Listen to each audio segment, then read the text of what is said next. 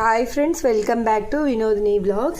இன்றைக்கி வந்து அத்விக் என்ன லஞ்சுன்னு பார்த்தீங்கன்னா கடலப்பருப்பு கூட்டு வச்சேன். கடலப்பருப்பு கூட்டுலேயே அத்விக்கு காரம் எல்லாம் எடுத்து அதில் வந்து மிக்ஸ் பண்ணி வச்சுருக்கேன். ஸ்நாக்ஸுக்கு பார்த்தீங்கன்னா முறுக்கும் எள்ளு பருப்பி கடலைப்பருப்பி வச்சுருக்கேன். இன்னொரு ஸ்நாக்ஸுக்கு பார்த்தீங்கன்னா இது ஒரு சிப்ஸு எங்கள் மாமனார் வாங்கிட்டு வருவாங்க, நல்லாயிருக்குன்னு சொல்லி அவனே எடுத்து இந்த ஸ்நாக்ஸுக்கு போட்டுட்டான் அத்விக்குட்டியே.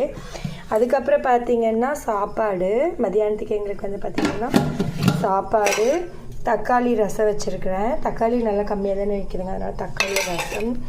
அதுக்கப்புறம் பார்த்திங்கன்னா கடலைப்பருப்பு கூட்டு வச்சுருக்கிறேன்.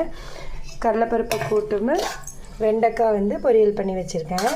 எங்கள் மாமியார் பார்த்திங்கன்னா அவங்களும் கடலைப்பருப்பு கூட்டு வச்சாங்கன்னு சொல்லி இப்போ எங்கள் மாமனார்கிட்ட கொடுத்து விட்டுருந்தாங்க.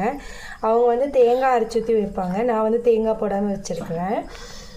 இதுதான் வந்து எங்கள் வீட்டில் வந்து இன்றைக்கி லஞ்சும் காலையில் லஞ்சு. காலையிலத்துக்கு வந்து பார்த்திங்கன்னா சிறுதானிய அரிசி சாம அரிசி போட்டு இது வச்சுருக்கிறேன், அரிசியும் பருப்பு பண்ணிடலாம் அப்படின்னு அரிசியும் பருப்பு பண்ணியிருக்கிறேன்.